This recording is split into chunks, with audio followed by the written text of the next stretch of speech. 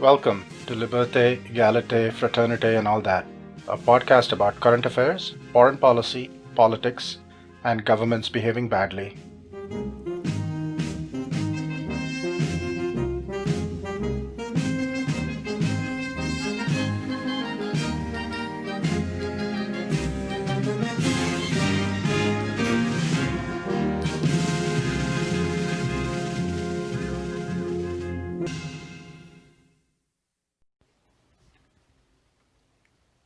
Episode 8, Cutting and Running from Afghanistan. Welcome back, everybody.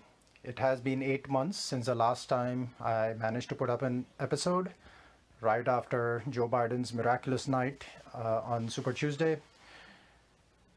It was not intended to be such a long hiatus. Work did play a factor, but another problem is making a podcast takes a lot more time than putting up a blog. It takes time to clean up the audio, clean out the ums and the ahs and the pauses and the mistaken statements that inevitably come when you record. And that takes up a lot of time. So what I'm going to do going forward, it's going to be a much more informal podcast. You will hear some extraneous noises, and I'm not going to bother to delete them out. You might see my neighbor's feet making noise upstairs. You might hear the heating system making noise. Well, so that's what it is. I meant this to be more of a stream of consciousness type podcast, and that is where I'm going to try to go. It makes it much quicker for me to get some notes and say what I want to say, and then let the episode stand or fall on its own merits. So it will not be particularly a super professionalized audio sequence, but at least episodes should be more frequent, and heaven forbid should not be 8 months till the next episode. There's a lot of stuff going to happen in the next 2 days in the United States, for example. So back to the title of the episode. When I first came up with this topic, Donald Trump had announced a peace treaty with the Taliban, which, of course, Donald Trump, in his ever continuing quest to get a Nobel Prize, he would love to have got a Nobel Prize for this, as he would for a bunch of other things. And on the face of it, I have some sympathy for what he's trying to do. About the only positive I can think of for Donald Trump in his disaster of a presidency that makes you almost yearn for the glory days of James Buchanan is the fact, braggart, blusterous buffoon that he is, I really think he does not want to get us into another war. He will do a lot of stupid things that will get you on the brink of it, but I think his one redeeming feature, if he has one, is that he really, really does not want to start a war. And he has boasted about it recently. So there is something to be said about that, and there's something to be said about that in the war in Afghanistan. Because this is now the longest war in US history. There is no obvious exit point in sight. And part of the problem we are dealing with here is Afghanistan is an artificial nation. It's not exactly Yugoslavia in that it was not put together by a bunch of foreign powers or Iraq, but it's an accidental tribal nation. You never really had a country called Afghanistan until the 1750s and 1760s, when Ahmad Shah Abdali, in the aftermath of the assassination of Nadir Shah, started and founded the Durrani Empire, which included Afghanistan, what is now Balochistan, the province in Pakistan, parts of India. And part of the reason is it's a big bunch of tribal groupings over there, where the Pashtuns are the largest and most powerful of the groupings. And you have a bunch of other tribes who naturally do not want to be ruled by the Pashtuns. And this was fine in the age of empires, but what happened in the 19th century was Afghanistan was squeezed between the British Empire in India, the British Raj, and the Russian Empire, which was expanding east and south into what we call the Stans, and had conquered Bukhara. So Afghanistan was the plaything in the great game. And the British got involved in 2 wars in Afghanistan, and finally decided it was not worth the trouble and money to try to conquer this region. And frankly, they also suffered a few military defeats, which were very, very embarrassing.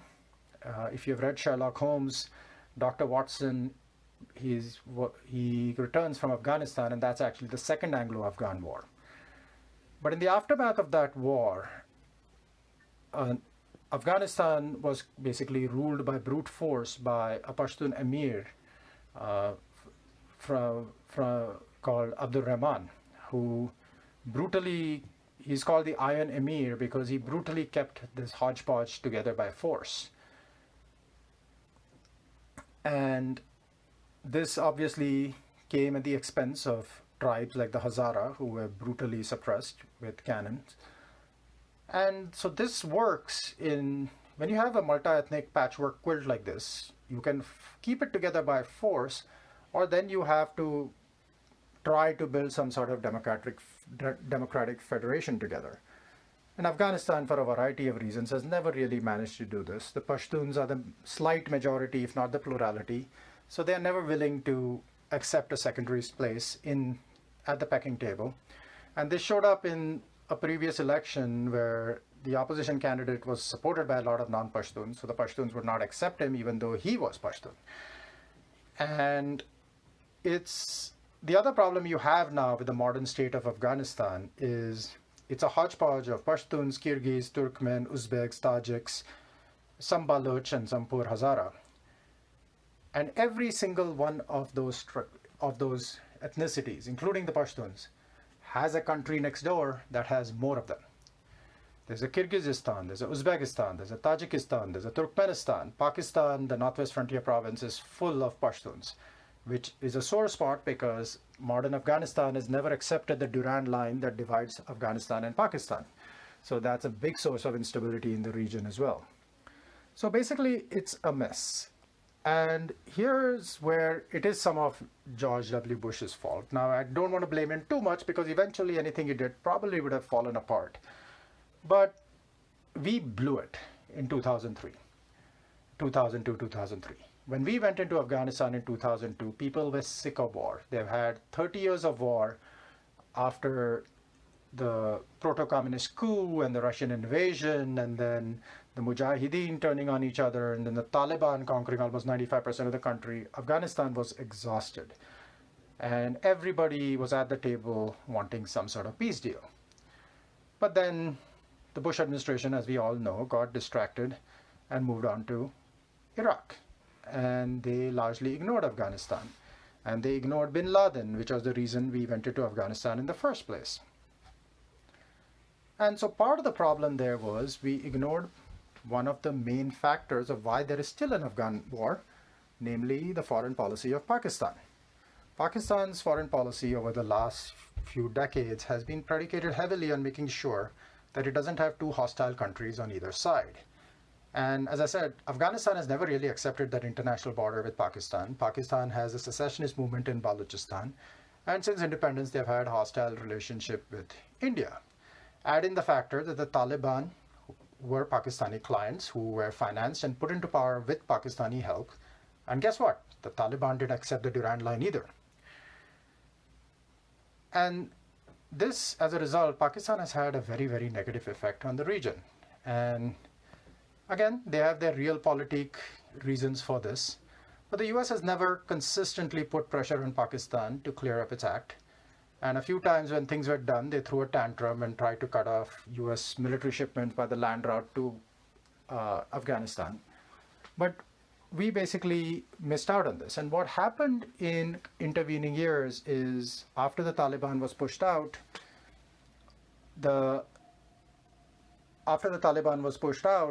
they reconstituted themselves in Quetta, the Balochistan capital, the so-called Quetta Shura. And then a bunch of tribal regions across the porous Pakistan-Afghanistan borders went back and forth. And so for the last years of the Bush presidency, you had this frustrating situation where you would have these groups coming in, attacking US troops, and then running across the border. And then because you cannot attack Pakistan, you are sort of fighting with one hand behind your back. And it started towards the last years of Bush and then early years of the Obama, and then definitely under Obama. The US got fed up and started responding with drone attacks, often on Pakistani soil. And I have a lot of liberal friends who are offended by it and the morality of all of this. And Yes, it is horrible. You, there is a lot of sympathy for civilians who have to suffer through these drone attacks.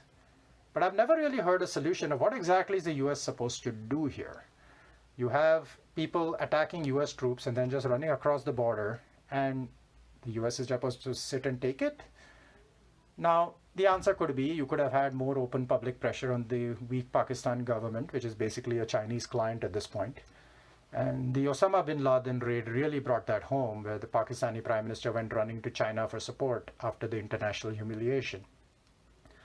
But this has been an ever-singing problem, the ever-present problem, ever since Obama did his surge, and you had some gains. Now, the other problem you have had is where we botched it in 2002, 2003. We probably should have had more of a parliamentary-sized system. Instead, we put an American-style presidential system, which generally, inherently is unstable everywhere, because you run into a problem of the presidency can be very autocratic. You often have a president who cannot control parliament, and lots of structural issues with presidential systems for the price of stability. Parliamentary systems are not perfect. Parliamentary systems have their own issues, particularly when you cannot form governments and instability. But at least in a hodgepodge like Afghanistan, you get different ethnic groups that get a say at the table. And Hamid Karzai, well-meaning he may have been, was incompetent, he was corrupt. And on his watch, Afghanistan sort of floundered, and gradually the Taliban made a comeback, so much so increasingly large parts of the Pashtun heartland are back in effective Taliban control. And so the US is basically stuck in this proxy war. It is not willing to commit the amount of troops necessary to reconquer to Afghanistan. But it's sitting there bleeding. Now, the amount of troops there has dropped dramatically in the last few years. But the fear is this Afghan army we have been spending time training is largely useless and will not be able to function on its own. And if this sounds familiar, this is pretty much sort of the situation the US was stuck with in Vietnam, where they could not trust the South Vietnamese troops to keep fighting without heavy US military assistance. And again, now we are facing the same situation where the US, like Vietnam, is fed up and wants to get out. Now, our casualties obviously, thankfully, have not been as high as Vietnam. So this is in ways a forgotten war. But it is there. But the problem again is like with Vietnam, what happens when the Afghan, I'm not saying if, but I'm saying when the Afghan government collapses. Are we really going to enjoy having a Taliban government back in power, which is going to possibly sit there and allow all sorts of groups to congregate on its territory, and set aside the sheer human rights costs of civilians stuck under a regime like this? So it is in this light you have Donald Trump, who wants to end this war, and he signed a quote-unquote peace accords with the Taliban a few months ago. And again, it is so hard to not compare this to Vietnam, because it sounds so much like the Paris Peace Accord, where the US got out of Vietnam and South Vietnam was basically kept out of the negotiations because North Vietnam refused to negotiate with them. And guess what? The Taliban is refusing to negotiate with the main Afghan government. So here goes the US and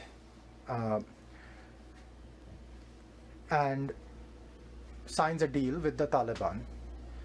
And there were obviously at the time, there were primary areas of concern. The Taliban committed not to support terrorists, but some like the Haqqani network were embedded in the Taliban. The Afghan government and the Taliban were supposed to have talks to discuss power. And again, you have 45% of the country that's non-Pashtun. They despise the Taliban. You have serious questions about women's rights. And the Afghan government was really not part of this negotiation. And again, the big elephant in the room that I've harbored on already is the role of the Pakistani intelligence services. They propped up the Taliban. Once the US leaves, they were in mischief mode. Pakistan made sure that the Indian government, which is a supporter of the Afghan government, was not involved, because India cannot have a role in Afghanistan if Pakistan has anything to do with it. And then you had other delightful little parts of the deal where the US was going to put pressure on the Afghan government to release 5,000 Taliban fighters as a gesture of peace. Now remember, a few years ago, the Obama administration released five decrepit old men in exchange for one US hostage, and the Republican Party collectively lost its shit.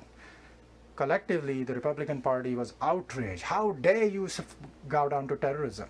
And these were five old men who had been basically locked up for a decade with limited power, who knows what they could have done.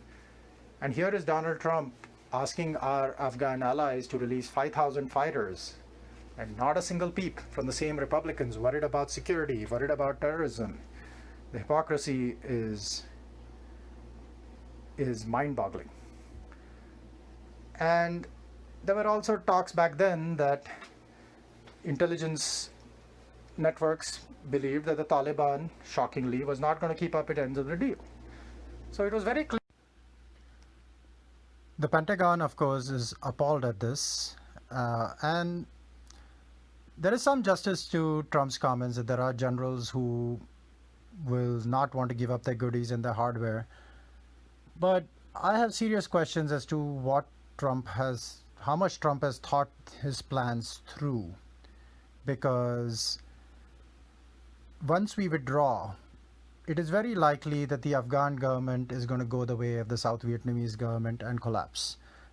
They have failed to generate popular enthusiasm, their army is corrupt and incompetent, and you have the Pakistani establishment backing the Taliban, which also means that Afghanistan is going to be the site of another proxy war, as the non-Pashtun minority will be funded by other countries, probably India, to fight and prevent the Taliban from fully taking over the country.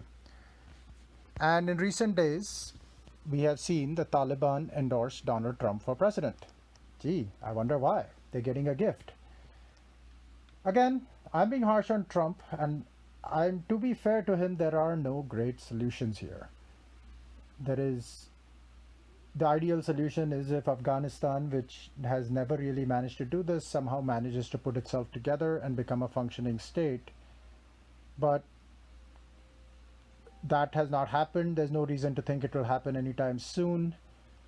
And so we are stuck in this long, never-ending war. So it is understandable why Trump and even some Democratic members of Congress want us to start withdrawing our troops. But what is the end game here? What happens next? And that is a question that should always be asked. What are the contingency plans when the Taliban takes over? It is pretty clear at this point, nobody gives a damn about the poor women, children, and civilians of Afghanistan. We abandoned them in 1991, we will abandon them again.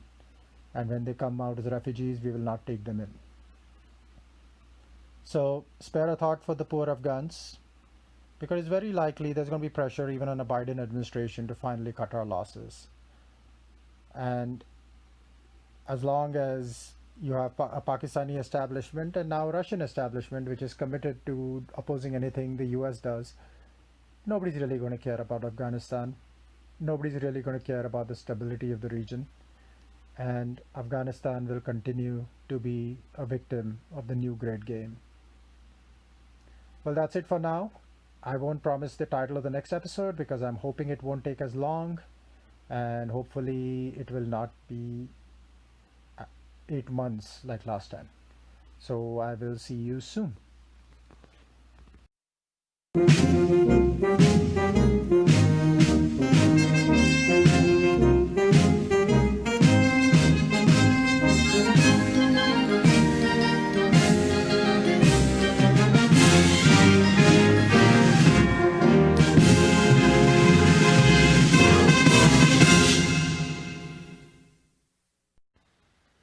Clear it's an attempt to cut and run.